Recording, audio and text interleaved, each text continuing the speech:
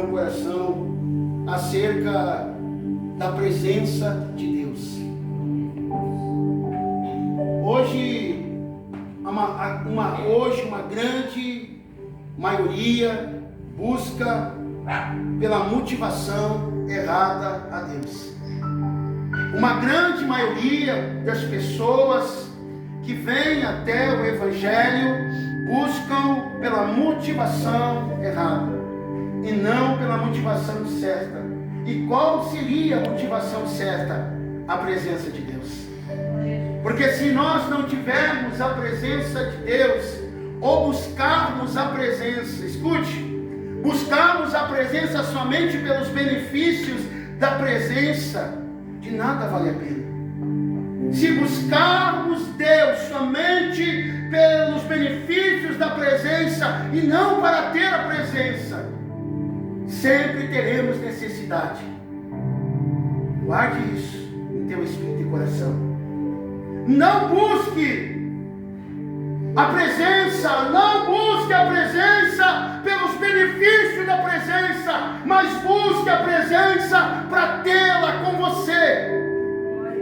Tê-la com você. Jesus falou: eu irei para o Pai, mas enviarei o Consolador, que estará convosco todos os dias da vossa vida. Aleluia. O Espírito de Deus, conselheiro, consolador, guia, orientador, motivador, orientador, conselheiro e forte. É pela presença dele que devemos buscar.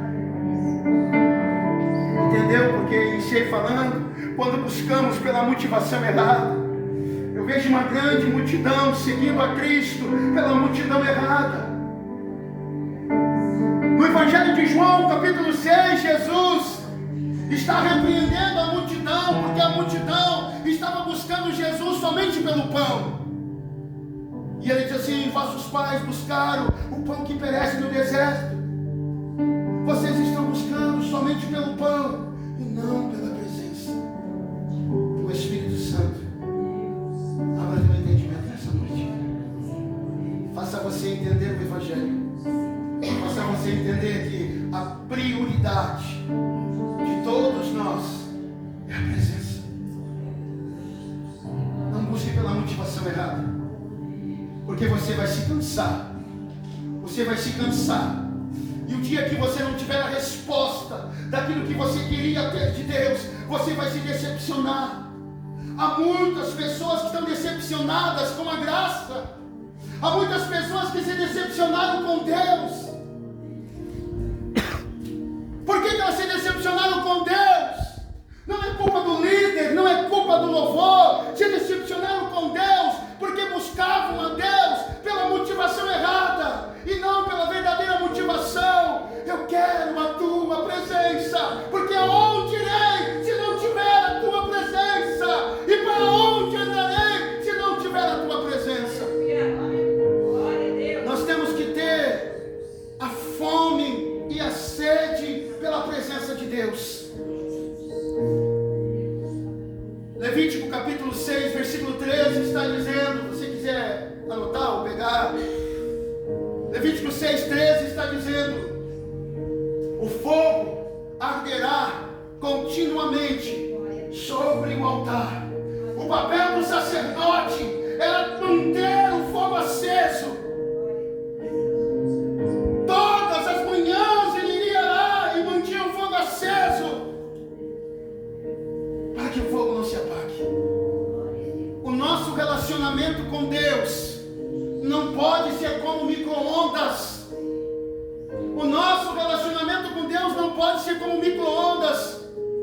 Aquece e esfria, aquece e esfria. Vivemos apenas de momento, aonde há uma constante busca pela renovação da nossa vida com Deus. Há um monte de pessoas vivendo o relacionamento com Deus como micro-ondas. Aquece e esfria, aquece e esfria. Ah, eu gosto do culto tal, eu gosto do culto B, o culto culto da terça é bom, o culto de domingo é bom, eu gosto de ir só no culto de oração. Querido, aleluia, isso é uma hipocrisia cristã que estamos usando de justificativa, porque quando nós não temos uma vida aquecida, quando não mantemos o fogo aceso, acontece o esfriamento espiritual e o afastamento da presença. Como pastor, eu não sou responsável por manter o teu fogo aceso. É você. É você. É você que tem que fechar a porta do teu quarto e orar. Sabe, quando nós estávamos aqui cantando, o Ministério de Louvor estava cantando, o Espírito Santo de Deus estava ministrando. Escute o que eu vou falar. Nós estamos intoxicados. Nós cristãos estamos intoxicados e precisamos desintoxicar hoje. Por isso nós não mantemos a nossa vida cheia, porque estamos intoxicados. Com o que, pastor? Preocupado com o amanhã e não vivendo hoje, preocupado com a presença. Por isso estamos com o coração intoxicado. Como pastor, a gente tem que cuidar do que vai falar, porque nós estamos lidando com cristãos meninos. Cristão que estão há 30 anos no Evangelho. Cristão que estão há 10 anos, 5 anos. Se tu falar bem, se magoa, não quer mais vir na igreja, não quer mais relacionamento com Deus. Meninos, Gálatas 4:1 está dizendo para mim e para você: se o menino, o herdeiro ainda continuar sendo menino, ele não pode herdar. A presença constrange-nos. A presença gera amadurecimento. Eu estava lendo um livro, li por umas 3 vezes aquele livro, Caçadores de Deus, o título desse livro. E esse pastor conta que ele convidou um pastor para ministrar na sua igreja, e aquele pastor era um pastor obeso, bem gordinho, e quando ele viu aquele pastor chegar na sua casa, ele pensou assim: vou ter que botar em 3 cadeiras para ele sentar. E o Espírito Santo de Deus falou ao coração dele: sabe por que eu não manifesto a minha glória sobre a igreja? Porque a igreja não tem maturidade para suportar a minha presença. Estamos intoxicados, querido, de uma mentira. Estamos intoxicados de uma mentira, onde uma grande maioria grita, sapateia, pula e diz que a presença de Deus está no meio. Grito não significa a presença de Deus. Grito não significa a presença de Deus. Sabe, quando eu olho para o Velho Testamento, eu vejo em primeira Reis o sacerdote ministrando louvores a Deus, e a Bíblia diz que a casa se encheu da presença de Deus, e aqueles homens, não conteram-se em pé, caíram em terra desmaiados. Isso é a presença, isso é a glória. O que nós experimentamos é apenas um vento que sopra, porque se a glória se manifestar, nós não ficamos de pé. Ainda precisamos conhecer a Deus e prosseguir em conhecer a Deus. Há dias o Espírito Santo de Deus vem ministrar no meu coração. Diz para a minha igreja amadurecer. Diz para a minha igreja parar de iaiai, ui, e amadurecer. Meninos que não pode falar nada que machuca. Toda vez que você se sentir ofendido, magoado, olha para a cruz. E você vai ver na cruz que o teu dodói não se compara ao que Cristo passou por mim e por você.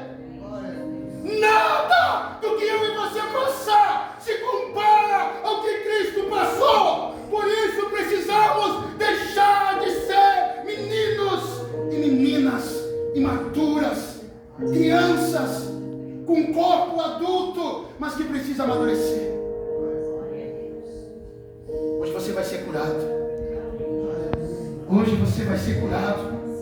Hoje você vai ser confrontado a sair pelaquela porta e dizer assim: eu preciso mudar meu comportamento de homem e de mulher cristã.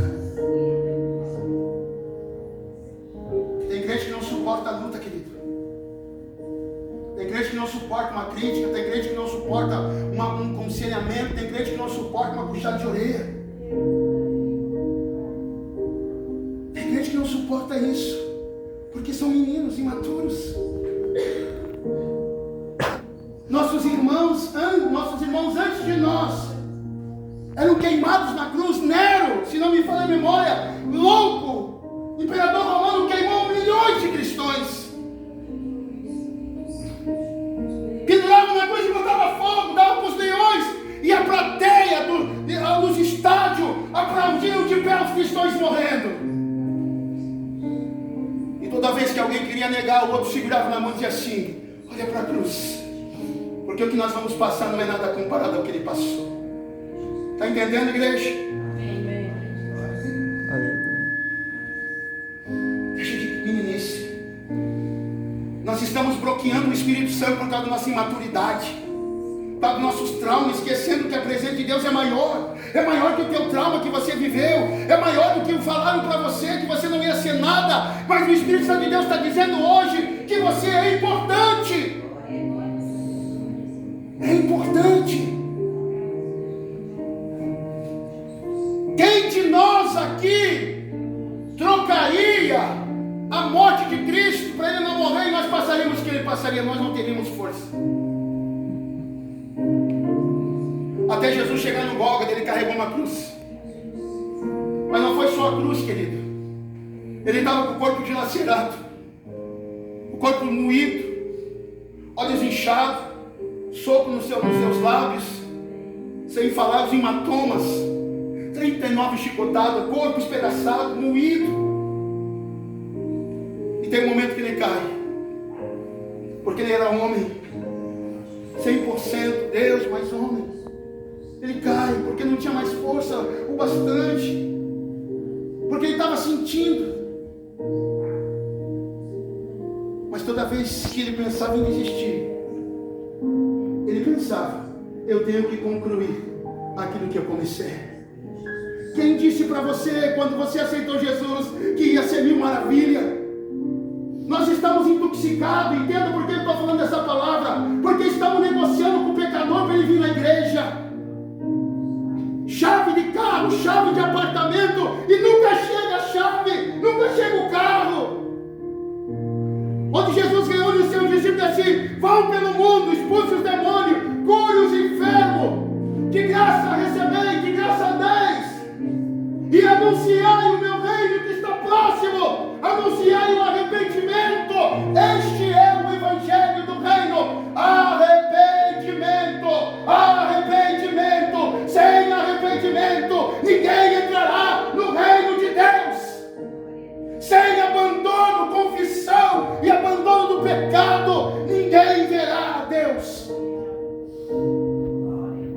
Vir à igreja não diz ser um homem de Deus, uma mulher de Deus. Ser dizimista não salva ninguém. É forte que Deus está falando conosco. Mas nós temos que parar com essa meninice.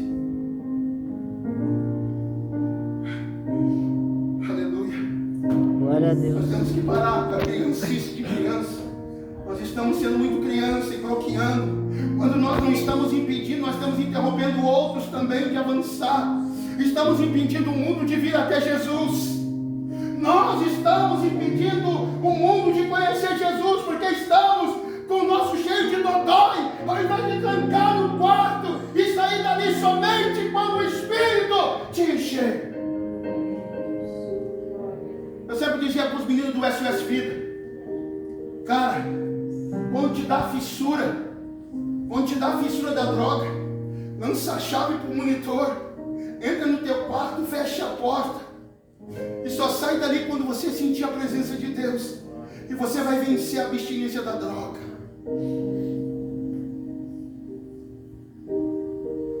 Você quer vencer o pecado? Você quer curar o teu trauma? Enche da presença de Deus. Valoriza a presença. Eu gosto daquele banner ali. Foi o primeiro banner que a gente fez quando iniciou os jovens. Porque ele mostra a cruz vazia, mas mostra o quanto Jesus sofreu por mim. O que tu está passando não é comparado ao que ele passou. Você passou por rejeição, ele passou 2 vezes mais. Você foi abusado. Ele foi abandonado, espancado. Ele podia interromper tudo que estavam fazendo contra ele. Era só dizer: Pai, envia uma legião de anjos aí. Mas ele disse assim: é tudo por amor. É por amor que ele te cura. É por amor que ele te restaura. Mas para de valorizar mais os teus problemas do que a presença de Deus. Para de valorizar mais os problemas do que a presença de Deus.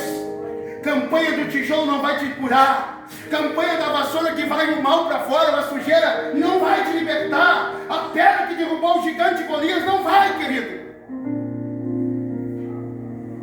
Água de Jerusalém, isso é tudo conto da fada. Heresia, distorção da verdade, mentira. Mentindo o Evangelho, distorcendo o Evangelho. O verdadeiro Evangelho é o que a Bíblia diz.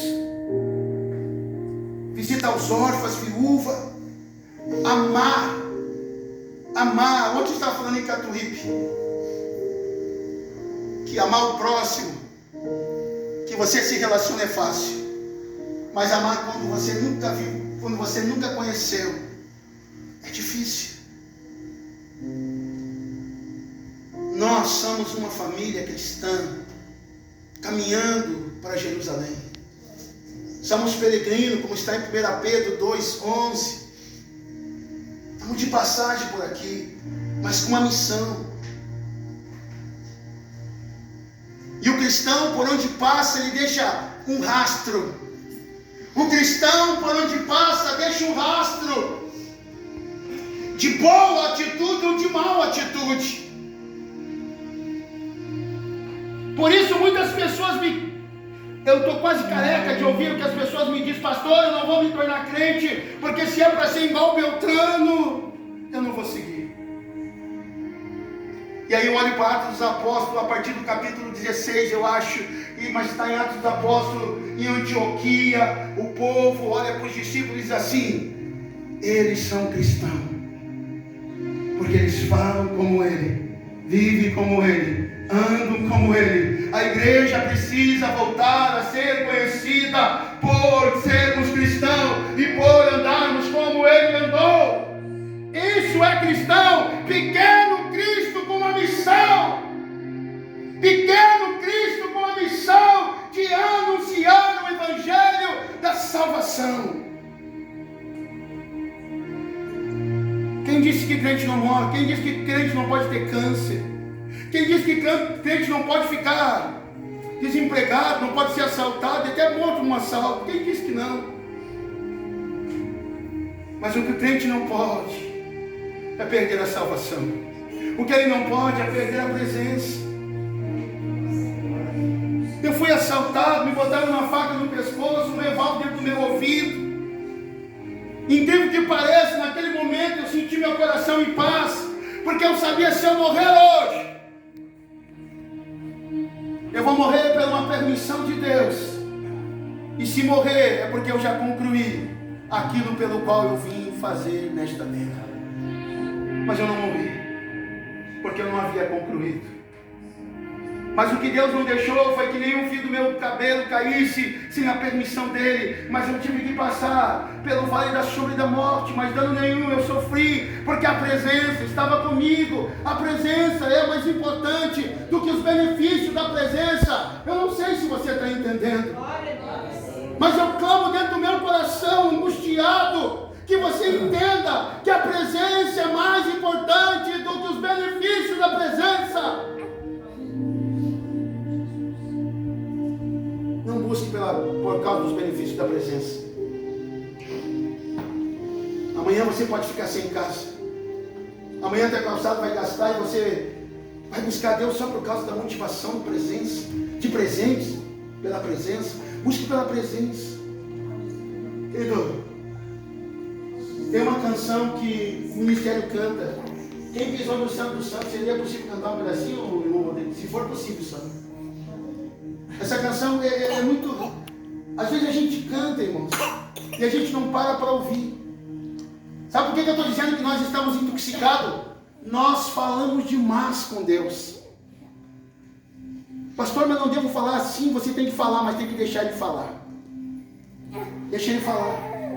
Para de encher os ouvidos de Deus e deixa ele falar o que ele quer falar do teu espírito. Esquece teus problemas, esquece as tuas lutas, querido. Esquece teu trauma que você viveu. Esquece hoje. Pastor, tu não sabe a dor que eu passei. Deus sabe, e Ele está dizendo a você, esquece, porque tudo se fará novo a partir de hoje. Glória a Deus. A minha presença vai se renovar na tua vida, uma nova mentalidade. Escute esse pedacinho de canção que o irmão Rodrigo vai cantar.